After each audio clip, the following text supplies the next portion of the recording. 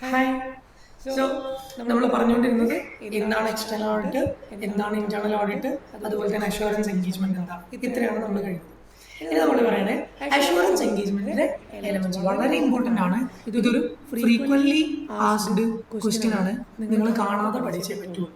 നമ്മുടെ direct theory 65 direct തിയറിയിലെ one of the direct തിയറിയാണ് ഇത്. നിർബന്ധമായിട്ട് നിങ്ങൾ പഠിക്കണം. കാണാതെ ഇതേപോലെ തന്നെ പഠിക്കണം. ഒരു വേർഡ് പോലും നിങ്ങൾ മാറ്റരുത്. നിങ്ങൾ എന്ത് ചെയ്യുക, നമ്മൾ പറഞ്ഞല്ലോ എന്തുകൊണ്ട് ഡബിൾ ഫെയിൽ ആവുന്ന കേസിൽ പറഞ്ഞപ്പോൾ നമ്മൾ പറഞ്ഞു കൃത്യമായ ടെക്നിക്കൽ വേർഡ്സ് വേണം, നിങ്ങളെ ഭാഷയിൽ എഴുതിയ പോലെ. അപ്പോൾ ഡയറക്ട് തിയറീസ് ഒക്കെ അതേപോലെ തന്നെ നിങ്ങൾ എന്ത് ചെയ്യുക, പഠിച്ചു വെക്കാം. ഓക്കെ അല്ലേ? അപ്പോൾ നമ്മൾ പറഞ്ഞു വന്നത് അഷുറൻസ് എൻഗേജ്മെന്റിന്റെ എലമെന്റുകളെ പറ്റിയാണ്. നമുക്ക് ഇവിടെ ഒരു 3 പാർട്ടി റിലേഷൻഷിപ്പ് ഉണ്ടാവും. ഇവിടെ ഒരു സബ്ജക്ട് മാറ്റർ ഉണ്ടാവും. ഇവിടെ ഒരു സ്യൂട്ടബിൾ ക്രൈറ്റീരിയ ഉണ്ട്. ഇവിടെ ഒരു എവിഡൻസ് ഉണ്ട്. ഇവിടെ അഷുറൻസ് റിപ്പോർട്ട് ഉണ്ട്. 5 എലമെന്റുകളാണ് ഉള്ളത്. 5 elements of assurance engagement.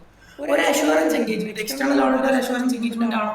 Pose ചെയ്തിട്ട് പറഞ്ഞേ യെസ്, പറഞ്ഞേ ശരിയാണ്. It is an assurance engagement. External audit is an assurance engagement. Okay. So, നമുക്ക് 5 എലമെന്റ്സ് ആണ് പഠിക്കാനുള്ളത്. 1 by 1 ആയിട്ട് നമുക്ക് നോക്കാം. ഒന്നാമത്തത് 3 പാർട്ടി റിലേഷൻഷിപ്പ്. അവിടെ 3 പാർട്ടീസ് ഉണ്ടാവുന്നുണ്ട്. ഏതൊക്കെ നോക്കിയേ? User, responsible party, practitioner. Users of financial statements.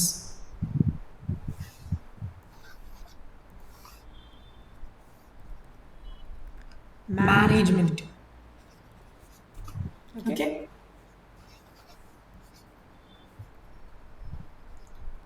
Auditor. ഈ 3 ആൾക്കാരാണ് എവിടെ ഉള്ളത്?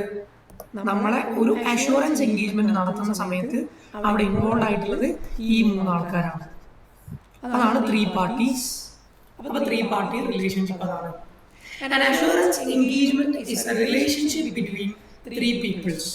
3 ആൾക്കാർ തമ്മിലുള്ള കണക്ഷൻസ് ആണ്, റിലേഷൻഷിപ്പ് ആണ്, ബന്ധമാണ് അഷുറൻസ് എൻഗേജ്മെന്റ്. ഏതൊക്കെ ഈ 3 ആൾക്കാർ? ഈ റിപ്പോർട്ടുകൾ അല്ലെങ്കിൽ എൻഗേജ്മെന്റ്സിലുള്ള ഡീറ്റെയിൽസ് യൂസ് ചെയ്യുന്ന യൂസേഴ്സ്, ഫിനാൻഷ്യൽ സ്റ്റേറ്റ്മെന്റ് യൂസേഴ്സ് എന്ന് പറയും. പ്രാക്ടീഷണർ, ഓഡിറ്റർ, ഒപ്പീനിയൻ കൊടുക്കുന്ന ആൾ. റെസ്പോൺസിബിൾ പാർട്ടി, ഇത് പ്രിപ്പയർ ചെയ്ത ആൾ. Management, accountant. ഓക്കെ. സോ ഈ 3 ആൾക്കാർ തമ്മിലുള്ള ഒരു റിലേഷൻഷിപ്പ് ആണ് അഷുറൻസ് എൻഗേജ്മെന്റിലുള്ളത്. വൺ ഓഫ് ദ എലമെന്റ് ആണ് 3 പാർട്ടി റിലേഷൻഷിപ്പ് എന്ന് നമുക്ക് പറയാം. രണ്ടാമത്തതാണ് subject matter. The data which is to be evaluated that has been prepared by the responsible party. ആരുടെ റെസ്പോൺസിബിൾ പാർട്ടി? മാനേജ്മെന്റ് ആണ്. അപ്പൊ മാനേജ്മെന്റ് പ്രിപ്പയർ ചെയ്തിട്ടുള്ള എന്തോ ഒരു ഡാറ്റ, അതേതാ? Financial statements. Exactly. So subject matter എന്ന് പറഞ്ഞു കഴിഞ്ഞാൽ എന്താണ്? ഫൈനാൻഷ്യൽ സ്റ്റേറ്റ്മെന്റ്സ് ആണ്. ക്ലിയർ ആണല്ലോ? ഇതാണ് രണ്ടാമത്തത്. ഇനി മൂന്നാമത്തത് നോക്ക്, സ്യൂട്ടബിൾ ക്രൈറ്റീരിയ. നിങ്ങൾ FR-ലൊക്കെ പഠിച്ചിട്ടുണ്ടാവില്ലേ? Recognition criteria. അതായത് റെക്കഗ്നൈസ് ചെയ്യണമെന്നുണ്ടെങ്കിൽ ഈ കണ്ടീഷൻസ് ഒക്കെ വേണം. അപ്പൊ അതുപോലെ സ്യൂട്ടബിൾ ക്രൈറ്റീരിയ. എന്താണ് suitable criteria? The subject matter. ഏതാ subject matter? Financial statements. It is evaluated against a criteria in order to reach an opinion. എന്തോ ഒരു കണ്ടീഷൻ, എന്തോ ഒരു ക്രൈറ്റീരിയ ആയിട്ട് നമ്മൾ ഈ ഫിനാൻഷ്യൽ സ്റ്റേറ്റ്മെന്റ്സിനെ മാച്ച് ചെയ്ത് നോക്കിയിട്ടാണ് ഒപ്പീനിയൻ കൊടുക്കുന്നത്. അപ്പൊ ഈ ക്രൈറ്റീരിയ ഏതാ? True and fair view. അതായത് financial statements true and fair view ആണ്, അതെയാണ് എന്നാൽ നമുക്ക് ഒരു ഒപ്പീനിയൻ കൊടുക്കാം. ഏത് ഒപ്പീനിയൻ കൊടുക്കുന്നുള്ളത് നമുക്ക് ഒപ്പീനിയൻ സ്റ്റേജിൽ പഠിച്ച stage 7. Okay. So suitable criteria ഏതാണ്? ട്രൂ ആൻഡ് ഫെയർ വ്യൂ ആണ്. ഈ സബ്ജക്ട് മാറ്റർ ഫിനാൻഷ്യൽ സ്റ്റേറ്റ്മെന്റ്സ് നമ്മൾ എന്തിനെ അഗെയിൻസ്റ്റ് ആയിട്ട് ഇവാലുവേറ്റ് ചെയ്യും? ഈ ക്രൈറ്റീരിയ. എന്താ criteria? True and fair. Clear അല്ലേ? നാലാമത്തത് evidence. sufficient appropriate evidence to support the expression of opinion on the financial statements. ഞാനൊരു ഒപ്പീനിയൻ കൊടുത്തു, എന്തെങ്കിലും ഞാനൊരു ഒപ്പീനിയൻ കൊടുത്തു, ആ ഒപ്പീനിയനെ സപ്പോർട്ട് ചെയ്യാൻ പറ്റുന്ന തരത്തിലുള്ള സഫിഷ്യന്റ് ആൻഡ് അപ്രോപ്രിയേറ്റ് എവിഡൻസ് വേണം, നിർബന്ധമാണ്. നമ്മളൊരു അഷുറൻസ് എൻഗേജ്മെന്റ് ആണ് ചെയ്യുന്നത് എന്നുണ്ടെങ്കിൽ, നമ്മൾ അവിടെ ഒരു ഒപ്പീനിയൻ കൊടുക്കുന്നുണ്ടെങ്കിൽ, നമുക്ക് നിർബന്ധമായിട്ടും ആ ഒരു ഒപ്പീനിയനെ സപ്പോർട്ട് ചെയ്യാൻ പറ്റുന്ന പാകത്തിലുള്ള ഒരു സഫിഷ്യന്റ് അപ്രോപ്രിയേറ്റ് എവിഡൻസ് ഉണ്ടായിരിക്കണം, നിർബന്ധമാണ്. അഞ്ചാമത്തത് അഷുറൻസ് റിപ്പോർട്ട് വേണം. നമ്മളൊരു അഷുറൻസ് കൊടുത്തു കഴിഞ്ഞാൽ അതിനെ നമ്മൾ റിപ്പോർട്ട് ചെയ്യണം, നമ്മളൊരു റിപ്പോർട്ട് ഉണ്ടാക്കണം. ഒരു റിട്ടൺ റിപ്പോർട്ടാണ് വിച്ച് ഇൻക്ലൂഡ്സ് ദ പ്രാക്ടീഷണേഴ്സ്. ആരുടെ പ്രാക്ടീഷണർ? ഓഡിറ്റർ ആണല്ലേ. So practitioners opinion issued to the users. ആരുടെ യൂസേഴ്സ്? Users of FS. ഒരുപാട് ആൾക്കാരുണ്ടല്ലേ, സ്റ്റേക്ക് ഹോൾഡേഴ്സ്. അപ്പോൾ intended users in form of appropriate to reasonable assurance or limited assurance. പുതിയ രണ്ട് വാക്കുകളും, reasonable assurance, limited assurance. അതെന്താ പഠിക്കാം. ഓക്കെ, സോ ഞാൻ അഷുറൻസ് എൻഗേജ്മെന്റിന്റെ എലമെന്റ്സിനെ പറ്റിയാണ് സംസാരിച്ചിട്ടുള്ളത്. ഇവിടെ അഷുറൻസ് എൻഗേജ്മെന്റ് ആയിട്ട് ഞാൻ എക്സാമ്പിൾ എടുത്തിട്ടുള്ളത് എക്സ്റ്റേണൽ ഓഡിറ്റ് ആണ്. അതുകൊണ്ടാണ് സബ്ജക്ട് മാറ്റർ ആയിട്ട് ഫൈനാൻഷ്യൽ സ്റ്റേറ്റ്മെന്റ്സ് വന്നത്. അതുകൊണ്ടാണ് സ്യൂട്ടബിൾ ക്രൈറ്റീരിയ വന്നത്. ക്ലിയർ ആണല്ലോ. സോ ഒരു അഷുറൻസ് എൻഗേജ്മെന്റിന് 5 എലമെന്റുകളാണ് ഉണ്ടാവുക. ഓരോ എലമെന്റും എന്താണോ ക്ലിയർ ആണല്ലോ. ശരി, അങ്ങനെയാണ് നമുക്ക് അടുത്ത ടോപ്പിക്കിലേക്ക്. ഒന്നും കൂടെ അഷുറൻസ് എൻഗേജ്മെന്റ് എന്താണെന്ന് നമ്മുടെ മൈൻഡിലേക്ക് തരികയാണ്. An engagement which a practitioner expresses a conclusion designed to enhance the degree of confidence of intended users. യൂസേഴ്സിന്റെ കോൺഫിഡൻസിന്റെ അളവ്, ഇന്റൻസിറ്റി, യൂസേഴ്സിന്റെ കോൺഫിഡൻസിന്റെ ഇന്റൻസിറ്റി, ഡിഗ്രി, അളവ്, ലെവല് ഇൻക്രീസ് ചെയ്യിപ്പിക്കാൻ വേണ്ടിയിട്ട്, എൻഹാൻസ് ചെയ്യിപ്പിക്കാൻ വേണ്ടിയിട്ട് ഒരു എക്സ്പ്രഷൻ, പ്രാക്ടീഷണർ ഒരു ഒപ്പീനിയൻ കൊടുക്കുന്നുണ്ട്. ഇത് അതർ ദാൻ ആർക്ക്? Responsible party. ഇത് പ്രിപ്പയർ ചെയ്ത ആൾക്ക് മാത്രമല്ല ഈ ഒരു കോൺഫിഡൻസ് കൊടുക്കുന്നത്. അതർ ദാൻ ആരാണ്? Responsible party. റെസ്പോൺസിബിൾ പാർട്ടി അല്ലാണ്ട് ആർക്ക് കൊടുക്കുന്നുണ്ട്? ഇന്റൻഡഡ് യൂസേഴ്സിന് കൊടുക്കുന്നുണ്ട്. About the outcome of the evaluation or measurement of subject matter against the criteria. നമ്മൾ ഈ ക്രൈറ്റീരിയക്ക് അഗെയിൻസ്റ്റ് ആയിട്ട് സബ്ജക്ട് മാറ്ററിനെ വെച്ച് മെഷർ ചെയ്ത്, അല്ലെങ്കിൽ സബ്ജക്ട് മാറ്ററിന്റെ സ്യൂട്ടബിൾ ക്രൈറ്റീരിയക്ക് അഗെയിൻസ്റ്റ് ആയി വെച്ച് ഇവാലുവേറ്റ് ചെയ്തിട്ട് റെസ്പോൺസിബിൾ പാർട്ടിക്ക് പുറമെ ഇന്റൻഡഡ് യൂസേഴ്സിന് അവരുടെ കോൺഫിഡൻസ് ഇൻക്രീസ് ചെയ്യിപ്പിക്കാൻ വേണ്ടിയിട്ട് ഒരു എക്സ്പ്രഷൻ കൊടുക്കും, ഒരു കൺക്ലൂഷൻ കൊടുക്കും. അതാണ് അഷുറൻസ് എൻഗേജ്മെന്റ് എന്ന് പറയുന്നത്. 3 ടൈപ്പ് എൻഗേജ്മെന്റ്സ് വരുന്നുണ്ട്. ഓക്കെ, 3 ടൈപ്പ് അഷുറൻസ് എൻഗേജ്മെന്റ് വരുന്നുണ്ട്. റിവൈസ്ഡ് ISAE എന്താണെന്ന് നിങ്ങൾ പഠിക്കേണ്ട ആവശ്യമില്ല, നിങ്ങൾ അറിവിലേക്ക് കൊടുത്തതാണ്. International standards on assurance engagement. 2 type of assurance engagement ആണ്, പക്ഷെ അവിടെ 3 കാണുന്നത്. നോക്ക്, ഒന്നാമത്തത് റീസണബിൾ അഷുറൻസ് കൊടുക്കുക. എന്താണ് റീസണബിൾ അഷുറൻസ് നമുക്ക് പറയാം. രണ്ടാമത്തത് ലിമിറ്റഡ് അഷുറൻസ് കൊടുക്കുക. നമ്മൾ അഷുറൻസ് എന്ന് പറഞ്ഞാൽ എന്താ? കൺഫർമേഷൻ, റിലയബിലിറ്റി ഒക്കെ ആക്കി കൊടുക്കുക. സോ റീസണബിൾ ആയിട്ടുള്ള ഒരു കൺഫർമേഷൻ കൊടുക്കുക, റിലയബിൾ ആയിട്ടുള്ള ഒരു കൺഫർമേഷൻ കൊടുക്കുക, അല്ലെങ്കിൽ ലിമിറ്റഡ് ആയിട്ടുള്ള ഒരു അഷുറൻസ്, ലിമിറ്റഡ് ആയിട്ടൊരു കൺഫർമേഷൻ കൊടുക്കുക, ലിമിറ്റഡ് ആയിട്ടുള്ളൊരു റിലയബിലിറ്റി കൊടുക്കുക. അത് റിവ്യൂ എൻഗേജ്മെന്റ്സിനാണ് വരാറുള്ളത്. റീസണബിൾ അഷുറൻസ് ഓഡിറ്റ് എൻഗേജ്മെന്റ്സിനാണ് വരാറുള്ളത്. ഇനി മറ്റു ചില എൻഗേജ്മെന്റ്സ് ഉണ്ട്, അവിടെ നമ്മൾ അഷുറൻസ് ഒന്നും തന്നെ കൊടുക്കില്ല, അവിടെ നമ്മൾ കൺഫർമേഷൻസ് ഒന്നും കൊടുക്കില്ല, അവിടെ നമ്മൾ കോൺഫിഡൻസ് ഒന്നും കൊടുക്കുന്നില്ല. അതുകൊണ്ടാണ് ISAE 2 form of assurance engagement ഉണ്ടെന്ന്. ഓഡിറ്റ് എൻഗേജ്മെന്റും റിവ്യൂ എൻഗേജ്മെന്റും. 3ാമത്തെ എൻഗേജ്മെന്റിൽ അഷുറൻസ് കൊടുക്കുന്നില്ല. ഓക്കെ, നോക്കാം എന്താണ് നോക്കാം. നമുക്കപ്പോൾ എത്ര ഓക്കെ, അപ്പൊ അഷ്യൂറൻസ് 3 ടൈപ്പാണെന്ന് പറഞ്ഞു. ISA പറയുന്നത് 2 ടൈപ്പാണ്. റീസണബിൾ അഷ്യൂറൻസ് എൻഗേജ്മെന്റും ലിമിറ്റഡ് അഷ്യൂറൻസ് എൻഗേജ്മെന്റും. അതിന് ഓരോന്നിനും എക്സാമ്പിൾ നമ്മൾ പറയുന്നത് ഓഡിറ്റ് എൻഗേജ്മെന്റ്, റിവ്യൂ എൻഗേജ്മെന്റ്. നമുക്ക് നോക്കാം. മൂന്നാമതൊന്ന് നോ അഷ്യൂറൻസ് എൻഗേജ്മെന്റ് എന്താണെന്നുള്ളത് മനസ്സിലാവും. അപ്പോൾ നമുക്ക് എക്സാമ്പിൾ നോക്കാം.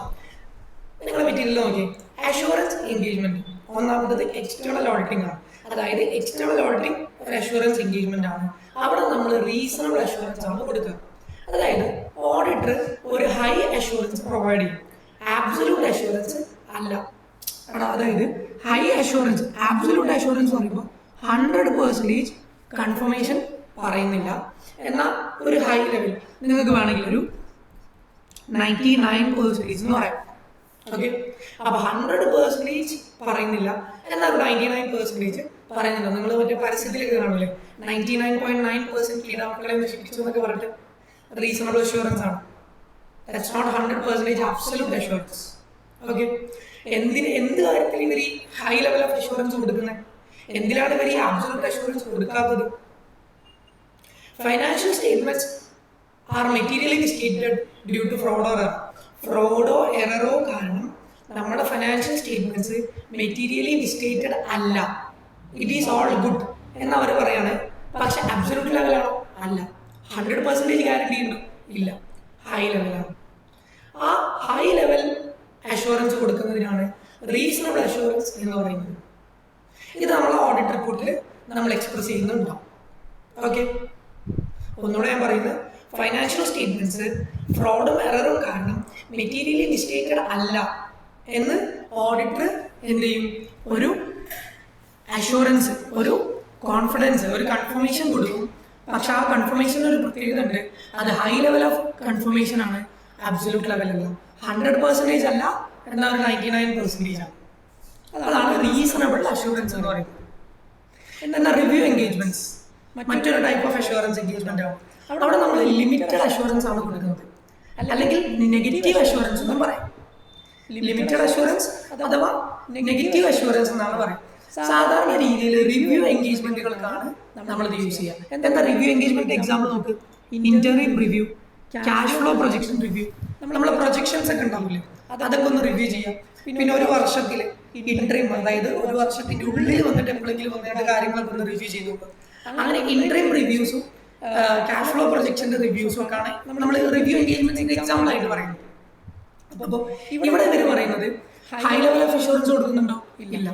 ആബ്സല്യൂട്ട് ലെവൽ ഓഫ് അഷ്യൂറൻസ് കൊടുക്കുന്നുണ്ടോ? ഇല്ല. പക്ഷെ എന്താ കൊടുക്കുന്നത്? ലിമിറ്റഡ് അഷ്യൂറൻസ് ആണ് കൊടുക്കുന്നത്. കാരണം ഓഡിറ്റർ വളരെ ലിമിറ്റഡ് ആയിട്ടുള്ള പ്രൊസീജിയേഴ്സ് മാത്രമേ ചെയ്യുന്നുള്ളൂ. നമുക്കൊരു അഷ്യൂറൻസ് കൊടുക്കണമെന്നുണ്ടെങ്കിൽ, നമുക്കൊരു ഒപ്പീനിയൻ കൊടുക്കണമെന്നുണ്ടെങ്കിൽ നമുക്ക് അതിനെ പറ്റി ഡീറ്റെയിൽ ആയിട്ട് അറിയണം. ഇവരിവിടെ ലിമിറ്റഡ് ആയിട്ടുള്ള പ്രൊസീജിയേഴ്സ് ചെയ്യുന്നുള്ളൂ. അപ്പൊ നമുക്ക് ലിമിറ്റഡ് ആയിട്ടുള്ള നോളജ്, അപ്പൊ നമ്മൾ ലിമിറ്റഡ് ആയിട്ടുള്ള അഷ്യൂറൻസ് കൊടുത്താൽ മതി, അല്ലെങ്കിൽ നെഗറ്റീവ് അഷ്യൂറൻസ് കൊടുത്താൽ മതി. So auditor provides a limited assurance because audit procedures have been conducted in a limited perspective. അതുകൊണ്ട് നെഗറ്റീവ് അഷ്യൂറൻസ് ആണ്. ആൻഡ് അതുകൊണ്ട് ഇവർ മീൻ ചെയ്യുന്നത് എന്താണ്? ഓഡിറ്റർ പറയാണ് ഫൈനാൻഷ്യൽ സ്റ്റേറ്റ്മെന്റ്സ് അതിൽ മെറ്റീരിയൽ മിസ്റ്റേറ്റ്മെന്റ്സ് ഉണ്ട് എന്ന് തോന്നിപ്പിക്കുന്ന ഒരു കാര്യം എൻ്റെ മൈൻഡിലേക്ക് വന്നിട്ടില്ല. ഈ financial statements true and fair അല്ലാത്ത രീതിയിലാണ് പ്രിപ്പയർ ചെയ്തിട്ടുള്ളത് എന്ന് തോന്നിപ്പിക്കുന്ന ഒരു കാര്യങ്ങളും എൻ്റെ അറ്റൻഷനിലേക്ക് വന്നിട്ടില്ല. നോക്ക്, ഓഡിറ്റർ എന്താ മെൻഷൻ ചെയ്യുന്നത്? Nothing has come to their attention. നമ്മളെ അറ്റൻഷനിലേക്ക് ഒന്നും തന്നെ വന്നിട്ടില്ല. എന്ത്? that financial statements have not been prepared according to the reporting framework or truly fair. Reporting framework പ്രകാരം അല്ല FS ചെയ്തിട്ടുള്ളത്, ട്രൂലി ആൻഡ് ഫെയർലി അല്ല FS ചെയ്തിട്ടുള്ളത് എന്ന് എനിക്ക് തോന്നിപ്പിക്കുന്ന, ഓഡിറ്ററിന് തോന്നിപ്പിക്കുന്ന രീതിയിലുള്ള ഒരു കാര്യവും എൻ്റെ അറ്റൻഷനിലേക്ക് വന്നിട്ടില്ല എന്നാണ് ഓഡിറ്റർ ഇവിടെ കൊടുക്കുക. ഇതിനാണ് ലിമിറ്റഡ് അഷ്യൂറൻസ് അല്ലെങ്കിൽ നെഗറ്റീവ് അഷ്യൂറൻസ് എന്ന് പറയുന്നത്. അടുത്തത് 2 ടൈപ്പ്. അവിടെ അഷ്യൂറൻസ് ഒന്നും തന്നെ കൊടുക്കുന്നില്ല. No assurance is expressed. Okay, അതിലൊന്ന് അഗ്രീഡ് അപ്പോൺ പ്രൊസീജിയേഴ്സ് ആണ്. അതായത് ആസ് എൻ ഓഡിറ്റ് ഫേം ഞാനും ആസ് എ ക്ലയന്റ് നിങ്ങളും കുറച്ച് പ്രൊസീജിയേഴ്സ് അഗ്രി ചെയ്യും. ഓക്കെ, അതായത് ഫോർ എക്സാമ്പിൾ ഫ്രോഡ് ഇൻവെസ്റ്റിഗേഷൻ. സാധാരണ പോലീസ് അല്ല ചെയ്യാം. അല്ല, അക്കൗണ്ട്സിലെ ഫ്രോഡുകൾ ചെയ്യാൻ ഓഡിറ്ററിന് പറ്റും. അതിനുള്ള അധികാരം ഓഡിറ്ററിന് ഉണ്ട്. സോ അങ്ങനെ ഒരു ഫ്രോഡ് ഇൻവെസ്റ്റിഗേഷൻ ഉണ്ട്. അപ്പൊ ഞാൻ ആസ് എൻ ഓഡിറ്റർ ആണ്, നിങ്ങൾ ക്ലൈന്റ് ആണ്. നിങ്ങൾ ക്ലൈന്റ് ഓഡിറ്ററിന്റെ അടുത്ത് വന്നിട്ട് പറയാം, നമ്മളൊരു ഫ്രോഡ് സസ്പെക്ട് ചെയ്യുന്നുണ്ട് നമ്മുടെ ക്ലൈന്റിന്റെ ബുക്സിൽ, നമ്മുടെ കമ്പനിയുടെ ബുക്സിൽ, നിങ്ങളൊന്ന് വന്ന് ഇൻവെസ്റ്റിഗേറ്റ് ചെയ്യണം. അപ്പൊ ഞാനും നിങ്ങൾ ഇരുന്നിട്ട് നമ്മൾ പറയും, ഓക്കെ നമുക്ക് എന്ത് ചെയ്യാം, ഇങ്ങനത്തെ എവിഡൻസുകൾ നോക്കി നോക്കാം, നമുക്ക് ഇങ്ങനത്തെ പ്രൊസീജിയേഴ്സ് ചെയ്ത് നോക്കാം എന്ന് പറയുന്നത് ഞാനും നിങ്ങളും കുറച്ച് പ്രൊസീജിയേഴ്സ് അഗ്രി ചെയ്യും. ഓക്കെ, അഗ്രി ചെയ്യും. That is agreed upon procedures. അപ്പൊ ഈ അഗ്രീഡ് അപ്പോൺ പ്രൊസീജിയേഴ്സ് നോക്കിയിട്ട് ഞാൻ പറയും, ഇല്ല കുഴപ്പമൊന്നുമില്ല, ഫ്രോഡൊന്നും കണ്ടിട്ടൊന്നുമില്ല, അല്ലെങ്കിൽ ഫ്രോഡ് കണ്ടിട്ടുണ്ട് എന്ന് ഞാൻ പറയും. അവിടെ അഷുറൻസ് ഒന്നും കൊടുക്കുന്നില്ല, കൺഫർമേഷൻസ് ഒന്നും കൊടുക്കുന്നില്ല, കോൺഫിഡൻസ് കൊടുക്കുന്നില്ല, റിലയബിലിറ്റി കൊടുക്കുന്നില്ല. സിംപ്ലി എന്ത് ചെയ്യും, ഇതുപോലത്തെ ഒരു അഗ്രീഡ് അപ്പോൺ പ്രൊസീജിയർ നമ്മൾ ചെയ്യും എന്ന് മാത്രം. അവിടെ അഷുറൻസ് ഒന്നും തന്നെ കൊടുക്കുന്നില്ല. അതുപോലെ തന്നെ കമ്പൈലേഷൻ എൻഗേജ്മെന്റ്. കമ്പൈലേഷൻ എൻഗേജ്മെന്റ് എന്ന് പറഞ്ഞാൽ ഓഡിറ്ററിന്റെ അക്കൗണ്ടിങ് എക്സ്പെർട്ടീസ് യൂസ് ചെയ്യും. ഓഡിറ്റിംഗ് എക്സ്പെർട്ടീസ് അല്ല, അക്കൗണ്ടിങ് എക്സ്പെർട്ടീസ് യൂസ് ചെയ്യും. എന്തിനാണ്? ഫൈനാൻഷ്യൽ ഇൻഫർമേഷൻസിനെ ഒന്ന് ക്ലാസിഫൈ ചെയ്യാനും സമ്മറൈസ് ചെയ്യാനും കണക്ട് ചെയ്യാനും. എന്ന് വെച്ചാൽ ബുക്ക് കീപ്പിംഗ് വർക്ക്. എന്താ book keeping work? Recording, classifying, summarising, analysing, interpreting അല്ലേ? അപ്പൊ ഓഡിറ്റർ അല്ലെങ്കിൽ ഓഡിറ്റ് ഫേം അവരുടെ അക്കൗണ്ടിങ് എക്സ്പെർട്ടീസ്, ഓഡിറ്റിംഗ് എക്സ്പെർട്ടീസ് അല്ല, അവരുടെ അക്കൗണ്ടിങ് എക്സ്പെർട്ടീസ് യൂസ് ചെയ്തിട്ട് ഫൈനാൻഷ്യൽ ഇൻഫർമേഷൻസ് കളക്ട് ചെയ്ത് ക്ലാസിഫൈ ചെയ്ത് സമ്മറൈസ് ചെയ്തു. അവിടെയും അഷുറൻസ് ഒന്നും തന്നെ കൊടുക്കുന്നില്ല, ഇതിൽ തെറ്റൊന്നും ഇല്ല എന്ന് പറയുന്നില്ല. ലിമിറ്റഡ് അഷുറൻസും കൊടുക്കുന്നില്ല, അബ്സല്യൂട്ട് അല്ലെങ്കിൽ റീസണബിൾ അഷുറൻസും കൊടുക്കുന്നില്ല. ക്ലിയർ ആണല്ലോ?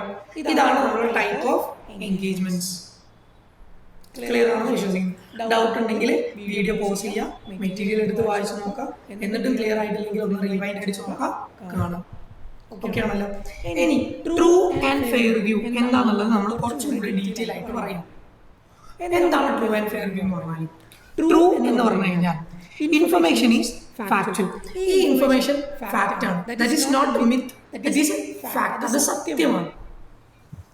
Confirms the reality.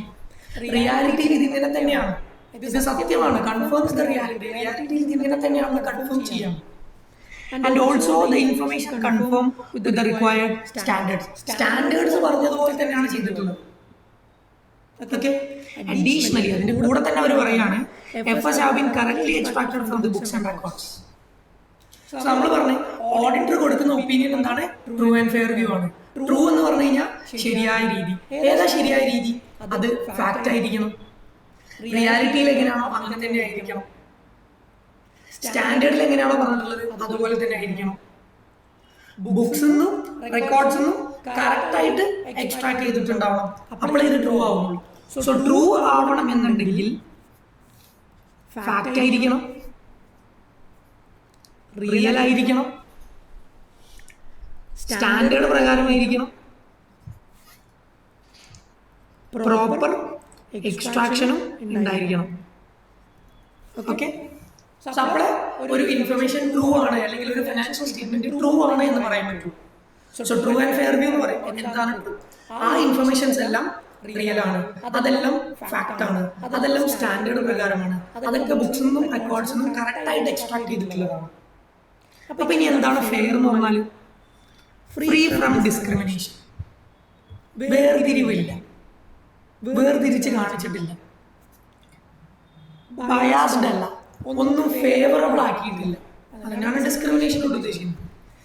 In compliance with all standards and rules. എല്ലാ റൂൾസും എല്ലാ സ്റ്റാൻഡേർഡുകളും ഫോളോ ചെയ്തുകൊണ്ടാണ്. The account should be prepared on the substance over form concept. എന്താ substance over form concept എന്ന് പറഞ്ഞു കഴിഞ്ഞാൽ ഇക്കോണമിക് റിയാലിറ്റി ആണ് കാണിക്കേണ്ടത്, എന്തല്ല അതിന്റെ ലീഗൽ ഫോം അല്ല. ഓക്കെ. ഫോർ എക്സാമ്പിൾ ഞാൻ പറയാം, നിങ്ങളിപ്പോ ഒരു കാറ് വാടകയ്ക്ക് എടുത്തു അല്ലെങ്കിൽ പണയത്തിനെടുത്തു. നിങ്ങളൊരു കാറ് പണയത്തിനെടുത്തു. സോ കാർ എവിടുന്നാണോ എടുത്തത് അവരുമായിട്ട് നിങ്ങൾക്ക് കോൺട്രാക്ട് ഉണ്ട്. ആ കോൺട്രാക്റ്റിൽ നിങ്ങൾ ഇത് പണയത്തിനാണ്, ഇത് വാടകയ്ക്കാണ് എഴുതിയിട്ടുണ്ട്, സൈൻ ചെയ്തിട്ടുണ്ട്. ഓക്കെ.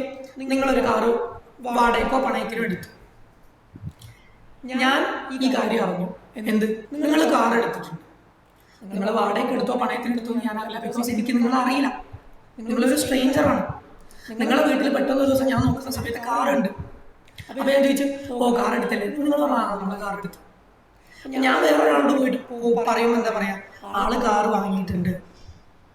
ഓക്കെ, ആള് കാറ് വാങ്ങിയിട്ടുണ്ട്. എന്നാൽ നിങ്ങൾ കാർ സ്വന്തമായി വാങ്ങിയതാണോ? അല്ല, അത് നിങ്ങൾ പണയത്തിനെടുത്തതാണ്, അത് നിങ്ങൾ ലീസിനെടുത്തതാണ്, നിങ്ങൾ റെന്റിനെടുത്തതാണ്. ആ റെന്റിനെടുത്തതാണ്, ലീസിനെടുത്തതാണ്, പണയത്തിനെടുത്തതാണ്. അത് അതിന്റെ ലീഗൽ ഫോമാണ്, അത് അതിന്റെ ബുക്സിൽ മാത്രമുള്ള കാര്യമാണ്. റിയാലിറ്റി എന്താണ്? ദാറ്റ് ഈസ് എ പർച്ചേസ് അല്ലേ? അപ്പൊ നിങ്ങൾ പർച്ചേസ് എന്ന് പറഞ്ഞിട്ടാണ് കാണിക്കുന്നത്, അത് റെന്റിനെടുത്തു അല്ലെങ്കിൽ വാടകയ്ക്ക് എടുത്തു എന്നല്ല കാണിക്കേണ്ടത്, അത് പർച്ചേസ് ചെയ്തു എന്നാണ് കാണിക്കേണ്ടത്.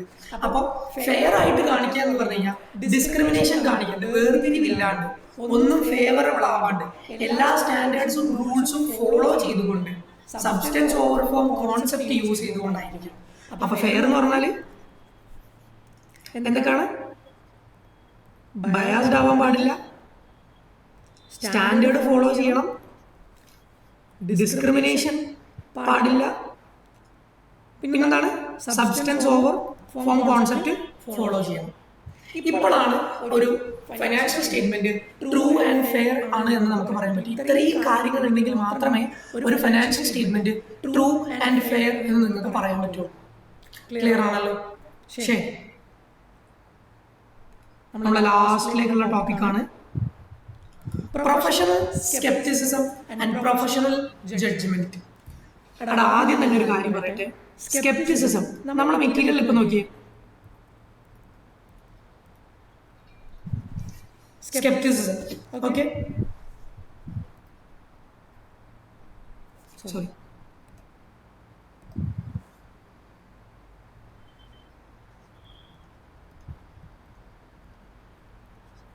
ഇത് രണ്ടും ശരിയാണ്. നിങ്ങൾക്ക് എങ്ങനെ വേണമെങ്കിലും എഴുതാം. എടാ, ഒന്ന് മറ്റേ അമേരിക്കൻ ഇംഗ്ലീഷും ഒന്ന് ബ്രിട്ടീഷ് ഇംഗ്ലീഷും ആണ്, ആ വ്യത്യാസം മാത്രമേ, അത് പ്രശ്നമില്ല. ഓക്കെ, അപ്പൊ നിങ്ങൾ പല സ്ഥലത്ത് ഡിഫറെന്റ് ആയിട്ടുള്ള കാര്യങ്ങളായിരിക്കും കാണാം. അത് പ്രശ്നമുള്ള കാര്യമല്ല. അതെ, ലൈൻ വരച്ചത് പ്രശ്നമുള്ള കാര്യമല്ല, വായിക്കാൻ റബ്ബറുണ്ട്. ഓക്കെ, അപ്പൊ അത് പ്രശ്നമുള്ള കാര്യമല്ല. സോ നിങ്ങൾക്ക് എങ്ങനെ വേണമെങ്കിലും പറയാം.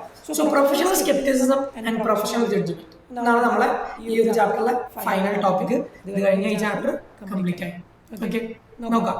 സോ പ്രൊഫഷണൽ സ്കെപ്റ്റിസിസം എന്ന് പറഞ്ഞു കഴിഞ്ഞാൽ ക്വസ്റ്റ്യനിങ് മൈൻഡാണ്. അതെന്താ അങ്ങനെ, അതെന്താ ഇങ്ങനെ, ഇതെന്തുകൊണ്ട് അങ്ങനെ, വൈ വൈ വൈ എന്നുള്ള ചോദ്യങ്ങൾ ചോദിച്ചുകൊണ്ടിരിക്കും. ഒരു ക്വസ്റ്റ്യനിങ് മൈൻഡ് ഉണ്ടാവും. Being alert to conditions which may indicate possible material misstatement due to fraud or error. Fraud or error കാരണം ഇവിടെ ഒരു പോസിബിൾ മിസ്റ്റേറ്റ്മെന്റ് ഉണ്ടാവാനുള്ള സാധ്യതയുണ്ട് എന്ന് വിചാരിച്ച് അലേർട്ട് ആയിട്ടിരിക്കാം. അതിനും പ്രൊഫഷണൽ സ്കെപ്റ്റിസിസം എന്നാണ് പറയാം. ഒരു എവിഡൻസ്, നിങ്ങളുടെ കയ്യിൽ ഒരു പ്രൂഫ്, ഒരു തെളിവ് കിട്ടിക്കഴിഞ്ഞാൽ അതിനെ നിങ്ങൾ ക്രിട്ടിക്കലി അസസ് ചെയ്യും. അതിന് നെഗറ്റീവ് സൈഡായിരിക്കും നിങ്ങൾ കൂടുതൽ ഫോക്കസ് ചെയ്യും. അതെന്തുകൊണ്ടാണ് അങ്ങനെ? അതെന്താ? അപ്പൊ ഈ എവിഡൻസ് ചിലപ്പോൾ ഇങ്ങനെ ആയിരിക്കും, ചിലപ്പോൾ അങ്ങനെ ആണെങ്കിലും അല്ലേ? സയൻസ് പഠിച്ച സ്റ്റുഡൻസിനുള്ള സാധനമാണ് വൈ വൈ വൈ എന്നുള്ളൊരു ക്വസ്റ്റ്യൻ ആണ് എപ്പോഴും. സോ പ്രൊഫഷണൽ സ്കെപ്റ്റിസിസം എന്ന് പറഞ്ഞാൽ ക്വസ്റ്റ്യനിങ് മൈൻഡ്, 3 കാര്യങ്ങളാണ് വേണ്ടത്. Questioning mind, being alert to conditions for possible misstatements, critical assessment of audit evidence. ഒരു എക്സാമ്പിൾ പറയാം. എനിക്ക് എൻ്റെ സാറ്, ഞാൻ ഓഡിറ്റ് പഠിക്കുന്ന സമയത്ത് എനിക്ക് എൻ്റെ സാറ് പഠിപ്പിക്കുന്ന എക്സാമ്പിൾ എനിക്ക് ഭയങ്കര ഇഷ്ടപ്പെട്ട ഒരു എക്സാമ്പിളാണ്. അതുകൊണ്ട് ഞാൻ അതന്നെ യൂസ് ചെയ്യും. ഇപ്പോൾ നിങ്ങളെ ബോയ് ഫ്രണ്ട് അല്ലെങ്കിൽ നിങ്ങളുടെ ഗേൾ ഫ്രണ്ടിൻ്റെ കൂടെ സിനിമ കാണാൻ പോയി, സെക്കൻഡ് ഷോ കാണാൻ പോയി, സിനിമ കഴിഞ്ഞ് വരികയാണ്. അപ്പോൾ നിങ്ങൾ വരുന്നത് ഓഗസ്റ്റ് 15-നാണ്. ഓഗസ്റ്റ് 15-ന് രാത്രിയാണ് നിങ്ങൾ വരുന്നത്, അല്ല ഓഗസ്റ്റ് 14 രാത്രി. ഓഗസ്റ്റ് 14 രാത്രിയാണ് നിങ്ങൾ ഈ സെക്കൻഡ് ഷോ കഴിഞ്ഞിട്ട് നിങ്ങൾ നിങ്ങളുടെ ഗേൾ ഫ്രണ്ട് അല്ലെങ്കിൽ ബോയ് ഫ്രണ്ടും കൂടെ കഴിഞ്ഞ് വരുന്നത്, സിനിമ കഴിഞ്ഞ് വരുന്നത്.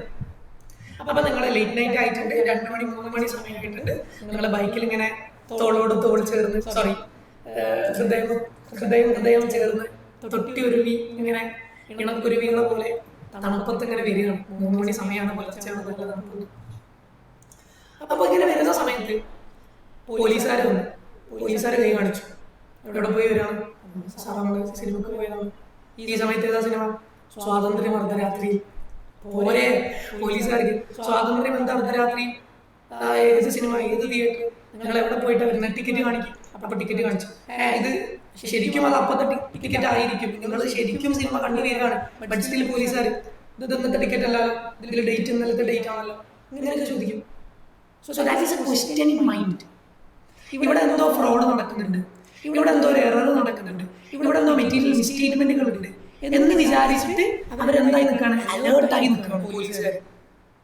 ഒരു എവിഡൻസ് കിട്ടി കഴിഞ്ഞാൽ ടിക്കറ്റ് കിട്ടിയപ്പോൾ അതിന് ക്രിട്ടിക്കലി അവർ അസസ് ചെയ്യണം. ഇതെന്താണ്, ഇതിലെന്താണ്, ഇത് ഡേറ്റ് പഴയ ഡേറ്റ് ആണല്ലോ. ഇതാണ് professional scepticism. So professional scepticism ആർക്കുള്ള ക്വാളിറ്റിയാണ്? സോറി, പ്രൊഫഷണൽ സ്കെപ്റ്റിസിസം മാത്രമല്ല, ഇത് രണ്ടും ആരെ ക്വാളിറ്റിയാണെന്ന് പറഞ്ഞാൽ ഓഡിറ്റേഴ്സ് ക്വാളിറ്റി. അല്ലെങ്കിൽ നമ്മളൊരു ACCA പഠിച്ചിറങ്ങുന്ന കുട്ടിയാണെന്നുണ്ടെങ്കിൽ ACCA സ്റ്റുഡൻസിന് വേണ്ട ഒരു മൈൻഡ് സെറ്റ് ആണ്, ഒരു ക്വാളിറ്റിയാണ് professional scepticism and professional judgement. So എന്താണ് പ്രൊഫഷണൽ സ്കെപ്റ്റിസിസം എന്ന് പറഞ്ഞു. ഇനി എന്താണ് പ്രൊഫഷണൽ ജഡ്ജ്മെന്റ് നോക്കാം. പ്രൊഫഷണൽ ആയിട്ട് ജഡ്ജ് ചെയ്യുക കാര്യങ്ങൾ, അത്രേ ഉള്ളൂ. നിങ്ങൾ പഠിച്ചിട്ടുള്ള നിങ്ങളുടെ നോളജ് ACCA പേപ്പർ നമ്പർ 1 മുതൽ പേപ്പർ നമ്പർ 13 വരെ നിങ്ങൾക്ക് കിട്ടിയിട്ടുള്ള നോളജ് അപ്ലൈ ചെയ്യാം. 13 പേപ്പർ കഴിഞ്ഞ് അഫിലിയേറ്റ് ആയി നിങ്ങൾക്ക് EYയിൽ ജോബ് കിട്ടി. ഈ ജോബിൽ നിങ്ങൾക്ക് കിട്ടിയ ട്രെയിനിങ് ഇല്ലേ, ഈ ട്രെയിനിങ് അപ്ലൈ ചെയ്യാം. നിങ്ങൾ EYയിൽ ഒരു 10 വർഷം വർക്ക് ചെയ്തു. ഈ 10 വർഷം കൊണ്ട് നിങ്ങൾ ഉണ്ടാക്കിയിട്ടുള്ള എക്സ്പീരിയൻസ്, ഡിസിഷൻസ് എടുക്കാനുള്ള നിങ്ങളുടെ ആ ഒരു എക്സ്പീരിയൻസ്, അതിന്റെ ആപ്ലിക്കേഷൻ.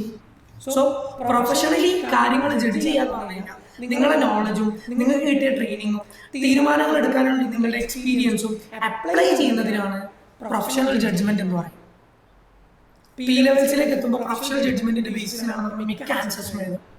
എന്ന് വെച്ചാൽ 9 പേപ്പറിൽ നമ്മൾ പഠിച്ചിട്ടുള്ള നോളജ്, അതിൽ കിട്ടിയിട്ടുള്ള ട്രെയിനിങ്, അതൊന്ന് നമ്മൾ ഡിസിഷൻസ് എടുക്കാനുള്ള നമ്മളുടെ എക്സ്പീരിയൻസ്, ഇത്രയും കാര്യങ്ങൾ കൺസിഡർ ചെയ്തിട്ട് നമ്മൾ എന്ത് ചെയ്യും, ഇത് അപ്ലൈ ചെയ്യും എക്സാമിന്. P ലെവൽസിൽ നമ്മൾ എക്സാമിന് അപ്ലൈ ചെയ്യും. അതാണ് പ്രൊഫഷണൽ ജഡ്ജ്മെന്റ്.